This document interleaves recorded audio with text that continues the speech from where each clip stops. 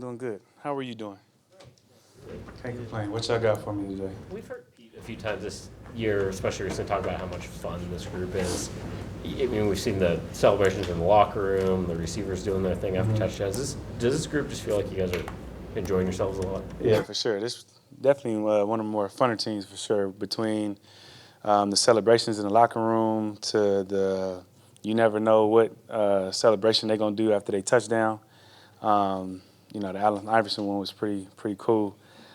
So I think it's just like the youth. Like it don't seem that long ago. It's not like we didn't have cell phones, but you know, probably like 5 years ago, we wasn't worried about Snapchatting and FaceTime and doing all that stuff on after the game. So, that the youth definitely brings a lot of excitement. You ever see those guys working on their celebrations in practice? Yeah, yeah, they do it on Friday. It's kind of funny because they do it during our period. So when the defense is up, they do it during our period. So when watching the film, you see in the back corner what they're gonna do, and you can see, that ain't gonna work. And then you see it all kind of coming together, and then watching it on game day, and they do it. Have you pulled them aside like, hey, I don't know about this one? No, every one of them been fired so far. So I let them know when it's whack.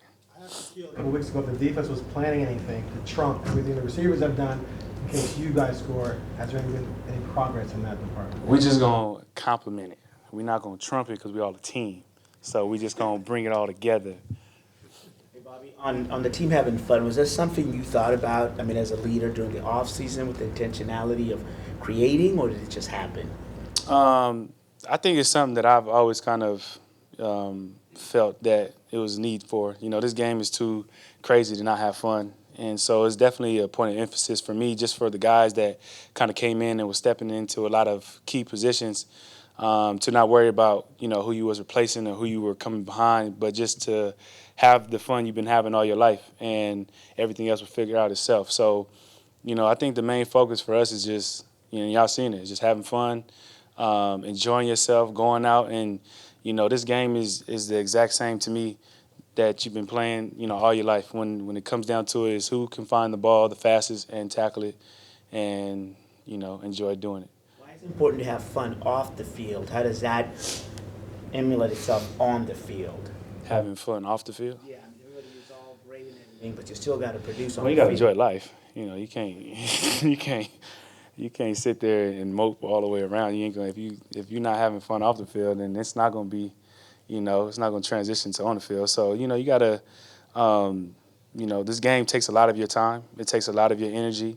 So it's just as much important to kind of step away and do things that you like to do, to have a little fun, or it consumes you. So whether it's chilling with your family, whether it's going out and playing pool, going to the movies, whatever you do that you find enjoyment, you got to do it because, if you're not happy outside of football, then I don't think you're going to be happy during. What are you expecting from Richard Sherman as an opponent?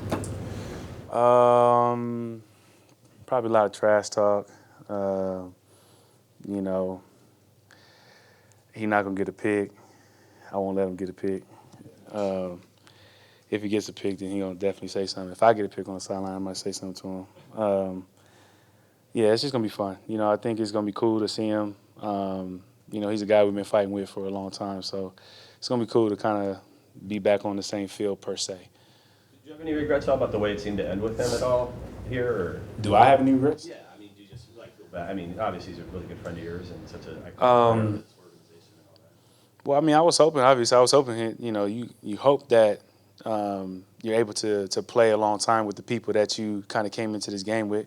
And, I think for me, it was kind of like a cool situation for him because he ended up in San Francisco where, he went to college at, and is still in California where his family's close. And, it's not like he still has his house in Seattle. So it's like, it's not like I'm not ever going to see him ever again in life.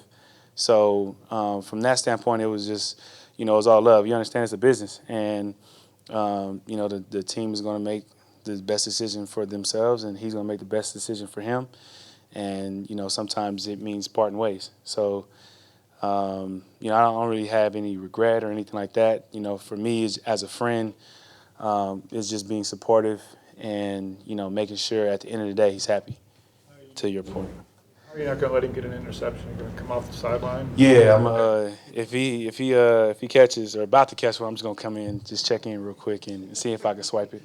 Hopefully, he's making it on my sideline. Maybe I'll do, kind of just step in on accident and get in there.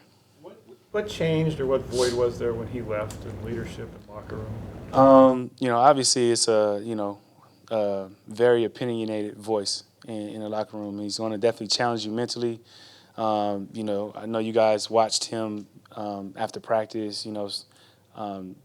Take a lot of DBs under their wings, and he's been through a lot, so he had a lot of knowledge to pass down to a lot of the younger guys. And most people don't do that. Most people don't take the time to pass the knowledge that they've able to learn throughout this process. And he was one of those guys that just love to give knowledge and love to try to make the people around him better. So obviously when he walks away from the game, or not the game, but he walks away from the team, you're definitely gonna miss that. What's your favorite Sherman moment on the field with him? Favorite Sherman moment? For me, I don't know if it's a moment. It was just like us playing together. We would always, at some point in the game, talk about something that had nothing to do with what was going on in the game, whether it was a TV show or I don't know, something. And it was just kind of like a way to not take the game so serious. Like make sure you just having fun and things of that nature. So we would make fun of each other when we hit each other. He was notorious for hitting me on accident because he would close his eyes and let him know I told him that. But it was just like the fun you had together, like the fun you was playing together, the trash talk. You knew how to get a person going, and so that's probably like my moments that I have with him. Do you recall a moment when Richard ever said he was wrong about something?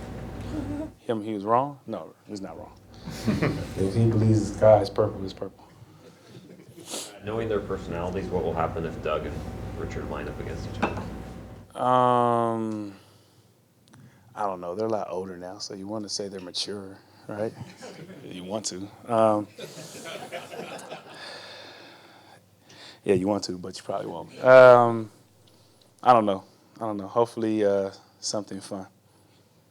Bobby, the fourth down stop down by the goal line, the video shows ball snapped, everyone's moving, and you're just kind of standing there waiting and diagnosing it.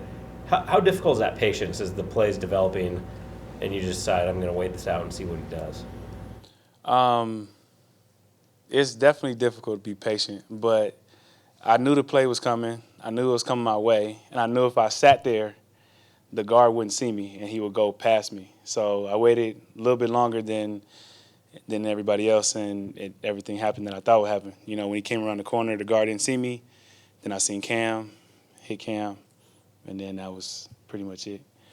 Kind of a veteran play you maybe wouldn't have made as a rookie or young guy? Maybe. I don't know. I've always been kind of patient, so I would like to say that I might have made that play, but I don't know if I would have been that patient to wait for everything or had the knowledge to know, like, if I did it as a rookie, it would be me doing it by accident versus, like, me knowing, okay, the guard's going to come over here. He's going to, come around the tackle or whoever it was. He's going to, expect somebody to be scraping over. When he doesn't see somebody, he's going to go for, like, a corner or a safety. And when he goes for the corner safety, that's when I kind of, sneak right in behind him and make the play. Do you have any concerns about your guys' run defense at the moment and just kind of, I guess, what it's been like the last few weeks? We need to do better. It's definitely an area we need to improve on. We pride ourselves in our run defense and it hasn't been up to par. And I, take it upon myself to make sure that we do that better. We're still making plays that we need to make when the time presents itself, but we definitely have to be more consistent when it comes to the run game. And, a lot of it is just, taking our shot and being on our keys and communicating. What do you think about the running back you're facing? Go ahead, ladies first. What have you seen about the running back that you're facing this week? I know he's young, but he has carried the load for them the last couple of weeks. He's really fast, and he likes to get on the edge. So, our edge is definitely going to be tested. They're going to try to run outside. They have a lot of good runs to complement, have us, overrun, thinking it's going to be an outside run, and then it cuts back. So it's definitely going to be a disciplined game. It's going to be a game that, you know, we need to make sure we're on our fits. But from him, you know, it's kind of like he's going to be a fast guy. They're going to try to get him on the edge. They're going to try to get him. They're going to run a lot of stretch plays to see if he can find a crease in the defense and make it a track game. And, you know, we're fast too, though. So. There's been a lot of debate already about whether Richard will be booed or cheered on Sunday. How do you think he should be received by the fans? He should be received with you know, loudest cheer that they can possibly cheer and the warmest of welcomes. You know, it's not like he said, I hate this team, I want to leave. It was the business side of everything. So I would be surprised if they booed, if anybody booed, if they didn't like him when he was here. So, you know, I think he deserves the applause. He was a part of the team that helped bring the city the first championship, football championship. So, you know, I wouldn't expect anything other than respect. You know, even the way he went out with a lot of class, as you know he is as a person. So I would be surprised if they booed him. If they do boo him, then they wasn't a Richard Sherman fan in the first place. What have you seen from Nick Mullins? The quarterback. They're gonna get it out quick. You know, once he's gonna get he seems like the type of guy that, you know, once he completes a couple passes, he gets his confidence in, and you know they're gonna definitely have the run game. The run game helps him out a lot. You know, they're gonna get him out a lot on the play actions and all those different things. So we just gotta make sure he don't leave that pocket and make sure we try to you know, beat us with his arm and, you know, make our plays and make our hits. And, you know, he's a good quarterback, but he's a guy we feel we can get after. Anything else? Thanks, Bobby. Appreciate it.